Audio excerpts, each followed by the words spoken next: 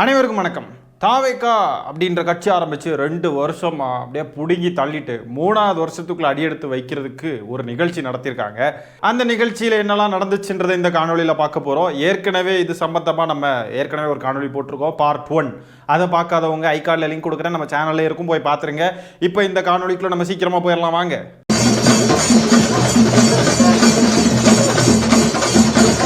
என்னங்கடா இது, நாய் மாதிரி ஓடுறாங்க. கட்சியுடைய பொதுச் செயலாளரை இப்படி ஓட விட்டுருக்காங்க பாருங்க. நாய் மாதிரி ஓடிட்டு வராங்க.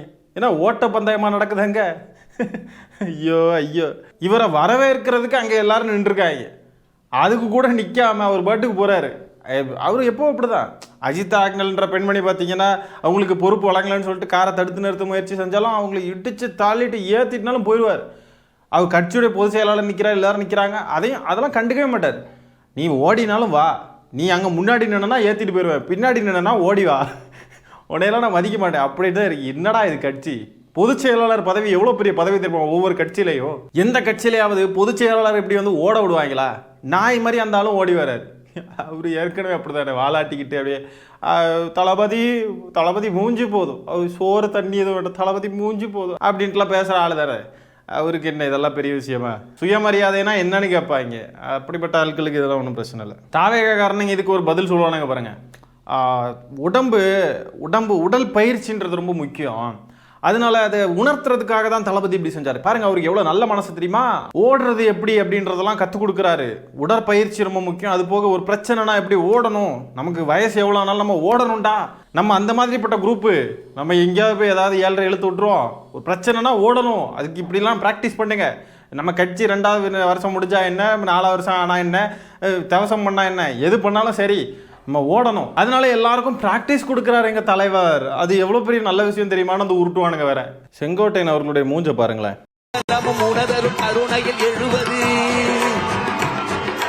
மணியது மழையது நதியது கடலது சகலமும் உணதருள் கருணையில் எழுவது வருவாய் எங்கள் தளபதியே. எப்படி ஒரு கட்சியில இருந்துட்டு இருந்தேன், என்னைய கொண்டு வந்து இங்கே உட்கார வச்சு உசுரை வாங்குறீங்கன்னு பாவம் செங்கோட்டையன் அவர்களுக்கு, செங்ஸ் அவர்களுக்கு மனசெல்லாம் ரொம்ப வேதனையா அப்படியே பார்க்குறாரு. என்ன இளவு புசிடா இது, இப்படி வந்து மாட்டிக்கிட்டோமே, ஒரே கடுப்பு புசியா இருக்கே அப்படின்ட்டு அவர் முழிக்கிறார். இந்த ரூமுக்குள்ள கூட கண்ணாடி போட்டு வந்தீங்க பாருங்கண்ணா, அது நல்லா இருக்கு, போட்டுங்க. அது தலைவர் முன்னாடியே கான்பிடண்டா போட்டு நீங்க நல்லா இருக்குண்ணா, நல்லா இருக்குண்ணா. கண்ணாடி உங்க தலைவர் முன்னாடி போடக்கூடாதான். ஏண்டா என்னங்கடா, தலைவர் முன்னாடியே ஏன் கான்ஃபிடென்ட்டாக போடக்கூடாதா? உங்கள் தலைவர் இருந்தால் எல்லோரும் கண்ணாடியை கழட்டி வச்சிடணும், இப்படி கையை கட்டிட்டு நிற்கணும், அப்படியே குனிஞ்சு நிற்கணுமா? அவர் வேலைக்காக வந்திருக்காரு, அவர் வேலையை பார்க்குறாரு, அவர் கண்ணாடி போடுவார், அவர் என்னன்னாலும் அவர் கெத்தாக இருப்பார். என்ன இப்போ எதுக்கடா இப்படி சுயமரியாதை இல்லாத கொத்தடிமை கூட்டம் இந்த ரூமுக்குள்ளேயே வந்துட்டீங்க பார்த்தீங்களா கான்ஃபிடென்ட்டாக அப்படின்னு சொல்லிட்டு அவர் கண்ணாடியை கழட்ட வச்சுக்கிட்டு திருப்பி கண்ணாடியை போடுங்க அப்படின்றாப்ல. ஏன்னா பிச்சை போடுறியா நீ? அவர் கண்ணாடி போடணுமா போட வேணாமன்றது அவர் விருப்பம். நீ கொத்தடிமைனா அவரும் கொத்தடிமையா இருக்கணுமா? தற்குறி லூஸ் மகன். போடுங்க சொல்றார் தலைவர், போடுங்கண்ணா, சூப்பர். அவங்க தலைவர் போட சொல்லிட்டாராம், அதனால போடுங்க. தலைவர் போட சொன்னாதான் போடணும், இல்லைன்னா போடக்கூடாதோ? ஜீவா யார் தெரியுமா? அவன் முன்னாடியே சீன் போடுறியா? அவனுக்கு மட்டும் கோபம் வந்துச்சு அப்படின்ற மாதிரி தான் இருக்கு இந்த சீனை பார்க்கறதுக்கு. ஜெயலலிதா அம்மையாரை விட பெரிய சர்வாதிகாரிகளா இருப்பாங்க போல இருக்கே இவங்க. தலைவர் நான் விஜய், இவங்க விஜய், இவர் விஜய், இந்த அம்மா விஜய், இவங்க எல்லாருமே விஜய். தலைவர் வந்து பத்திரிகையாளர் சந்திக்காத ஒரு குற்றமாக சொல்லப்படுது. இப்ப நீங்க எல்லாம் யாரு? அப்ப நான் சந்திக்க கூடாதா? தலைவர் நான் விஜய், இவங்க விஜய், இவர் விஜய், இந்த அம்மா விஜய், இவங்க எல்லாருமே விஜய்.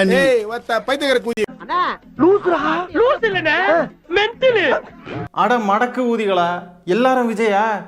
சரி, எல்லாரும் விஜய்னா எல்லாருக்குமே வந்து வேற வேற அப்பாவா இல்லை எப்படி? எல்லாரும் விஜய், சரி எல்லாருக்கும் ஒரே அப்பா தானே இருக்கணும் உங்களாச்சிக்கு படி பார்த்தா. விஜய் பிரஸ்ஸை வந்து ஏன் சந்திக்க மாட்டேங்கிறாருன்னு கேட்டா, நான் விஜய், அவங்க விஜய், இவங்க விஜய், எல்லாரும் வந்து சந்திப்போம், நாங்கள் தான் விஜய். அப்போ உங்கள் அப்பா யாரு? இவன் தற்குறி, அவன் தற்குறி, எல்லாம் தற்குறி கூடோன். ராஜ்மோகன் கிட்ட இந்த கேள்வியை வச்சதுக்கு இவர் இப்படி பதில் சொல்கிறாரா? அடுத்தது அருண்ராஜன் ஒருத்தர் இருக்காரு, IRS அதிகாரி, ரிட்டையர்டு. அவரு என்ன பதில் சொல்கிறாருன்னு பாருங்க இதே கேள்விக்கு. அதிகாரத்தில் இருக்கிறவங்களை நோக்கி கேள்வி கேட்கணும். நீங்கள் கேள்வி முதலமைச்சர் அவர்கள் அவர் எப்போ பத்திரிகையாளர் சந்திக்கிறாரோ, ஒரு உண்மையான பத்திரிகையாளர் சந்திப்பு நிகழ்வு நடக்குதோ அதற்கு அடுத்த நாள் சந்திப்பார். முதலமைச்சர் என்னைக்கு பத்திரிகையாளர்களை சந்திக்கிறாரோ அதுக்கு அடுத்த நாள் பத்திரிகையாளர்களை நாங்க சந்திக்கிறோம் அப்படின்றாப்ல. முதலமைச்சர் அடிக்கடி சந்திச்சுக்கிட்டு தான் இருக்காப்ல. அதுல என்ன சந்தேகம்? இவங்க ஒரு அரசியல் கட்சின்றாங்க, முதலமைச்சர் பத்திரிகையாளர்களை சந்திக்கிறத கூட பார்க்கல போல இருக்கு. அந்த அளவுக்கு தூங்கிக்கிட்டு இருக்காங்க போல பனையூர் பண்ணையார் வீட்டுக்குள்ள. எவ்வளவோ நாள் முதலமைச்சர் சந்திச்சிருக்காரு, அதுக்கப்புறம் நீங்க ஏன் சந்திக்கல? முதலமைச்சர் சந்திச்சாதான் இவங்க சந்திப்பாங்க. சரி, முதலமைச்சர் தினமும் கட்சி வேலையும் பார்க்கறாரு, அரசு வேலையும் பார்க்கறாரு, எல்லாத்தையும் அவர் மேனேஜ் பண்றாரு. தினமும் 10-12 மணி நேரமா அதை வேலை பார்க்கறாரு. உங்க விஜய் என்ன பண்ணிக்கிட்டு இருக்காரு? கட்சி வேலையாவது பார்க்கறாரா? தூக்கம் தானே, ஒன்லி தூக்கம் தானே. இப்போ டான்ஸ் ஆடிக்கிட்டு போயிட்டார், அவ்வளவுதானே. எவ்வளவு திமிரு பேச்சுன்னு பாருங்க. கட்சி ஆரம்பிச்ச 2 வருஷத்துல திமிரு, அவ்வளவு திமிரு. ஆட்சி அதிகாரத்துல எல்லாம் உட்கார்ந்தா இவங்களுடைய பதில் எப்படி இருக்கும்? இப்பவே எப்படி ஆட்சியில் உட்கார்ந்தா என்ன பேசுவாங்க? எதிர்கட்சி தலைவரை கேளுங்க, என்னைய கேட்காதீங்க, நீ ஏன்டா இதை செய்ய மாட்டேங்கிறன்னு கேட்டா அவங்க செய்யட்டும், அப்புறம் நாங்க செய்யறோம். என்ன பேச்சுது? அவங்க செஞ்சுக்கிட்டு தான் இருக்காங்க. நீ எப்படா செய்ய போற? தற்குறி மழை சாம்பிராணிகளா? ஒருத்தன் என்னன்னா, நான் விஜய், அவன் விஜய், இவன் விஜய், எல்லாம் விஜய், நாங்கெல்லாம் பதில் சொல்ற பத்தாதா உங்களுக்குன்னு கேட்கறான். இன்னொருத்தன் என்னன்னா, முதலமைச்சர் பேட்டி கொடுக்குறோம், நாங்க கொடுக்குறோம் அப்படின்றான். இவனுக்கு சொல்ற பதில் எல்லாம் பாருங்களேன், எவனுக்காவது உருப்படியா பேச தெரியுதா பாருங்க. எல்லாம் மடக்கு ஊதிகள் மாதிரி தான் பேசிக்கிட்டு இருக்காங்க. விசில் மாதிரி சொன்னேன். என்னோட ஆசை என்ன அப்படின்னா, நம்ம சாகுறதுக்குள்ள ஒரு அடியாவது தளபதியை பார்த்துடணும். அது நடக்கல அப்படின்னா, ஒருவேளை எனக்கு ஏதாச்சும் ஆயிடுச்சு, இல்ல இயற்கையாவே நான் இறந்துட்டேன் அப்படின்னா, என்னோட வீட்டுல குடும்பத்திட்ட நான் சொன்னது என்னது அப்படின்னா, என்னை யாரும் எரிச்சிடக்கூடாது, என்னை புதைக்கணும், என்னோட புள்ளில தளபதியோட போட்டோ போட்டு தான் போடணும். இதை நான் சொல்லி வச்சிருக்கேன். எங்க குடும்பத்துல இருக்கிறவங்க மறந்துட்டா கூட நான் என்ன முடிவு பண்ணேன்னா, எப்பவுமே தளபதி என் கூட இருக்கணும். நான் தனியா கிடையாது அப்படிங்கிறதுனால அவரோட பேரை என்னோட கையில நான் பச்சு அவங்க அரசியலுக்கு வர்றதுக்கு முன்னாடியே நான் பச்சை குத்தி இப்போ 3 வருஷம் ஆகுது. அதுக்கப்புறமா தான் அவங்க அரசியலுக்கே வந்தாங்க. அது நான் அவங்கள பார்க்கலன்னா பார்க்கலையோ, அது எப்படின்னு எனக்கு தெரியல. இருந்தாலும் நான் சாகுற வரைக்கும் இதை யாரும் என்கிட்ட பிரிக்க முடியாதுல்ல, யாராலையும் அழிக்க முடியாது. இது எப்போ மாறவும் செய்யாது. நான் செத்து போனாலுமே இது என்னோடய தான் இருக்கும்.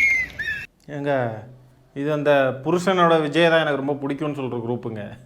என்னடா இது? நான் என் குடும்பத்துக்கிட்ட சொல்லியிருக்கேன், ஆனால் செத்து போயிட்டேன் அப்படின்னா என்னை எரிச்சிடாதீங்க, எரிச்சிடக்கூடாது, நோ புதைக்கணும். புதைக்கிறப்ப பார்த்தீங்கன்னா தளபதி ஃபோட்டோவோடு என்னை புதைக்கணும், அது மிஸ் ஆகிடக்கூடாது. அப்படி மிஸ் ஆச்சுன்னா என் கையில் அதுக்கு தான் நான் விஜய்னு டாட்டூ எழுதியிருக்கேன் அப்படின்றாங்க. இதுவாடா அரசியல்? தாவேக்காவோடைய கொள்கை பாருங்க, எப்படி அரசியல் மேடையில் நின்று முழங்குறாங்க தங்களுடைய கொள்கைகளை. தவிட்டு தற்கொலைகளா பார்க்க அவ்வளோ ஆதங்கமும் ஆத்திரமுமா வருதுங்க நமக்கு. சாகிறதுக்குள்ளே எப்படியாவது விஜயை பார்த்துடணும், அதுதான் இவங்களுடைய லட்சியம். இப்படி இருந்து தானே 41 பேர் இறந்து போனீங்க. கொஞ்சமாவது அறிவு இருக்கா? மண்டையில் கொஞ்சமாவது மூளைன்னு ஒன்று வளர்ந்துருக்கா? ஒரு மண்ணும் கிடையாது. உள்ள மண்ணாவது இருக்கா மண்டைக்குள்ள? அதுவும் கிடையாது. தாவேக்காரங்க நல்ல மனநல மருத்துவராக தயவு செஞ்சு போய் பாருங்க. சும்மா ஒன்றும் சொல்லலாங்க, தயவு செஞ்சு மனநல மருத்துவரை போய் பாருங்க. பைத்தியம் மாதிரி இருக்கீங்க நீங்கள்லாம். இது ஒரு அரசியல் கட்சியா? இது முதல்ல அரசியல் கட்சியில் எப்படியெல்லாம் பேசுவாங்களா? முதல்ல விஜய் பேர் நாங்கள் பச்சை குத்தி இருக்கோம், விஜய் தான் எங்களுக்கு எல்லாமே, விஜய் தான் எங்களுக்கு எல்லாமே, விஜய் சோறு தண்ணி கூட வேண்டாம் எங்களுக்கு, விஜய் மூஞ்சி போதும், விஜய் மூஞ்சி இருந்தாவே நாங்கள் ஓட்டு போடுவோம். என்னங்கடா இது? என்ன கட்சிடா முதல்ல? இது கருமம் வாயில் வருது. இதெல்லாம் ஒரு வகையான மனநோய் தான். இதெல்லாம் ரியாலிட்டி புரிஞ்சுக்காம விஜய்ன்ற ஒரு நடிகனை பார்த்துக்கிட்டு இப்படி இருக்குதுங்க பாருங்களேன். சைக்கோ வாட்டு தெரியுதுங்க. ஒரு புருஷன் பேர் பொண்டாட்டி பேரை பச்சை குத்தலாம், ஓகே, அவங்க மேலே நான் ரொம்ப இதுவாக இருக்கேன், அவங்க மேலே எனக்கு அளவு கடந்த அன்பு இருக்குது அப்படின்ட்டு பச்சை குத்துறது சரி, அது பார்க்க ஓகே. என் புருஷன் பேர், என் பொண்டாட்டி பேர் அப்படின்னு சொல்கிறப்ப அதில் ஒரு இது இருக்குது, ஓகே, இவங்களுக்கு எவ்வளோ அன்பு இருக்குது. விஜய் யார் முதல்ல? அதுவும் பாருங்க, சாகுறப்போ அப்படியே ஃபோட்டோவோடையே தான் தூங்கணுமா, ஃபோட்டோவோடையே தான் சாகணுமா? என்னங்கடா இது? முட்டாள்தனமா இல்லையா உங்களுக்கு? இதெல்லாம் யோசிச்சு பார்த்தா உங்கள் குடும்பத்தினர் யாருடைய ஃபோட்டோவையாவது, உங்கள் புருஷன் ஃபோட்டோவையோ, உங்கள் பொண்டாட்டி ஃபோட்டோவையோ, உங்கள் குழந்தைங்க ஃபோட்டோவையோ வச்சுக்கிட்டே புதைக்கணும்னு சொல்லுவீங்களா? அப்படி சொல்கிறதே முட்டாள்தனம் தான். ஆனால் அப்படி சொல்கிறதுல கூட இவங்களுக்கு எவ்வளோ பாசம் இருக்குது அப்படின்னு சொல்லலாம்.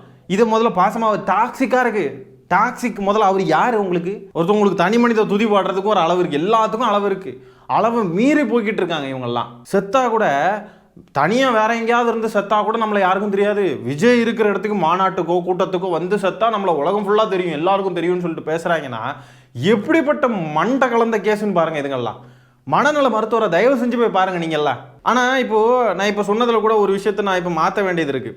தன்னுடைய குடும்பக்காரங்களுடைய புகைப்படத்தை சேர்த்து புதைக்கணும் அப்படின்னு சொல்கிறது கூட அது முட்டாள்தனம் தான். என்னன்னா அன்பின் மிகுதியாக அதை கேட்டால் கூட உயிரோட ஒருத்தவங்க இருக்காங்க, அவங்களுடைய புகைப்படத்தை கூட சேர்த்து புதைக்கணும்னு சொல்லிட்டு கேட்குறதெல்லாம் நல்லாவா இருக்கும்? அப்படி முதல்ல புதைக்கிறது நல்லா இருக்குமா? கூட சேர்த்து புதைக்கணும் அப்படின்னு சொல்கிறதெல்லாம் நல்லா இருக்குமா? கூறு கட்டதுங்களாம் இருக்குதுங்க பாருங்களேன்.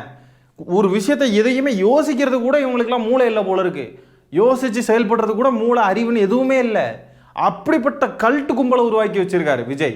இப்படி தனி மனித துதிப்பாடி இவங்களுடைய கல்ட்டு குணங்களை எல்லாம் வெளிப்படுத்துறதுக்கு ஒரு கட்சி ஆரம்பிச்சு அதுக்கு ஒரு மேடையை போட்டு அதில் நின்று பேசிக்கிட்டு போறாங்கன்னா இது எப்படிப்பட்ட மனநலம் பாதிக்கப்பட்ட கட்சின்னு பாருங்க. இந்த தாவேகா கட்சிக்காரங்களுடைய இணையர்களுடைய நிலைமைகளை நினைச்சு பார்த்தா தான் ரொம்ப வருத்தமா இருக்கு. இவங்கள மாதிரியே பைத்தியமா இருந்தா பரவாயில்ல, கொஞ்சம் நார்மலாக இருக்கிற எவனாவது இந்த கிறுக்கு மடக்கு ஊதிகள் கிட்ட போய் சிக்கிக்கிட்டா அவங்களுடைய நிலைமையை நினச்சி பார்க்க ரொம்ப பரிதாபமாக இருக்குது. உன்னைய விட எனக்கு விஜய் தான் பிடிக்கும் அப்படின்னு சொல்கிறவங்க கிட்டலாம் எப்படி இந்த மாதிரி கும்பல் கூடலாம் எப்படி வாழ முடியும்? நார்மலாக இருக்கக்கூடிய நம்மள மாதிரி ஆட்களுக்கு தான் இதெல்லாம் வந்து ஒரு கேள்வியாக வரும். அப்போ என்ன எதுக்கு கெட்டுனே விஜயவே கெட்டிக்கோ அப்படின்னு சொல்லிட்டு தான் நம்மளுக்கு கேட்க தோணும். புருஷன் பொண்டாட்டின்னா இப்போ ஒரு ஹஸ்பண்ட் அண்ட் ஒய்ஃபுக்கு அவங்க முக்கியமாக விட விஜய் தான் முக்கியம். இப்படி ஒரு தவிட்டு தற்கொலை கும்பல் இதுங்கெல்லாம் எப்படி வாழுதுங்கன்னு தான் புரியல உலகத்தில். திருமணம்னு ஒன்று முன்ன பின்ன ஆயிருக்குமா? அப்படி ஆயிருந்தா இவங்களுடைய இணையர்களுடைய நிலையெல்லாம் என்னன்றதை தெரிஞ்சுக்க விருப்பமாக தான் இருக்குது. எனக்கு தெரிஞ்சு 99% இதுங்கள மாதிரி தான் பைத்தியமாக தான் இருக்கும். ஏன்னா செலக்ட் பண்ணுறப்பவே நீ விஜய் ரசிகனா அப்படின்னு தெரிஞ்சு தேடி கண்டுபிடிச்சி அது ஓகேயா இருந்தால் தான் டிக்கு போட்டு உள்ளே வர வச்சிருப்பாங்கன்னு நினைக்கிறேன். இப்படிலாம் பேசுகிறவங்கள பார்த்து தற்குறின்னு சொல்லாமல் வேறு எப்படி சொல்லணும்? தற்குறின்னு சொல்லிட்டா மட்டும் கோபம் பொத்துக்கிட்டு வந்து தலைமை தற்குறி பொங்குது. நாங்கள்லாம் தற்குறி இல்லை, ஆச்சரிய குறிகள், நாங்கள்லாம் அறிகுறிகள் அப்படின்ட்டு விரிபிடிச்சி மிருகம் மாதிரி கத்திக்கிட்டு ஓடுது. தற்குறிகள்னு சொல்லாமல் அறிவாளிகள், ஓ என்னம்மா பேசுகிறாங்கன்னு சொல்லிட்டு இந்த தாவேக்க தவிட்டு தற்குறிகள் மாதிரி இதென்ன விசிலடிச்சு கொண்டாடவா முடியும் பொதுமக்களால்? இது ஒரு கட்சி, இதுக்கு ஒரு தலைவன், இதுக்கு ஒரு தொண்டர் கூட்டம், இதுக்கு ஒரு மேடை, இதுக்கு ஒரு மைக்கு, இதில் போய் பேசுகிறாங்க. வேற காரி துப்புனாலும் இந்த கட்சி இப்படி தான் இருக்கும். எப்படி ராஜா இவ்வளோ பாதிக்கப்பட்டோ திருப்பியும் அதே வன்மத்தை தான் கக்குவாரோ அதே மாதிரி என்னதான் இதுங்களை அடிச்சும் பார்த்தாச்சு அவுத்தும் பார்த்தாச்சுன்ற மாதிரி என்ன செஞ்சாலும் திருப்பி அதே தான் செஞ்சுக்கிட்டு இருக்க போதுங்க. விதவிதமாக வித்தியாசமாக பல தற்கூறிகளை நம்ம பார்த்துக்கிட்டே தான் இருக்க போகிறோம். இதெல்லாம் எங்கே போய் முடியுன்றதுல தான் இருக்குது. எலெக்ஷன்லாம் வந்து விஜய் வந்து தோத்துட்டார் அப்படின்றதெல்லாம் தெரிகிறப்போ தோக்கிறதுல டெபாசிட் கூட கிடைக்கல அப்படின்ற ஒரு சூழ்நிலையெல்லாம் வரப்போ பார்த்துக்கிட்டு எத்தனை பேர் தற்கொலை பண்ணி சாவு போகிறாங்களோ தெரியல. உண்மை நம்ம சும்மா ஒன்றும் சொல்லலை, உண்மையாலுமே நடக்கும். நீங்கள் வேணால் பாருங்கள். அப்படிப்பட்ட கல்ட்டு கும்பல் நம்ம எவ்வளோ சொன்னாலும் இதுங்க கேட்காது. திரும்ப அந்த ரசிக வெறியை வந்து தூண்டி விட்டு தலைவனும் தூண்டி விடுவான், தொண்டர்களும் இது மாதிரி விசிலடிச்சு தற்கொலை மாதிரி பேசுது அப்படின்லாம் எவனுமே அவனுங்களுக்கு அது தெரியாது. எல்லாருக்கும் அது ரொம்ப வாவ் சூப்பர் அப்படின்னு அதை வந்து கொண்டாடுவானுங்க. இப்படிப்பட்ட தற்கொலை கும்பலுக்கு ஒரு தோல்வியையோ ஒரு நெகட்டிவான விஷயத்தையோ ஏற்றுக்கிறதுக்கான மனப்பக்குவம் இருக்காது.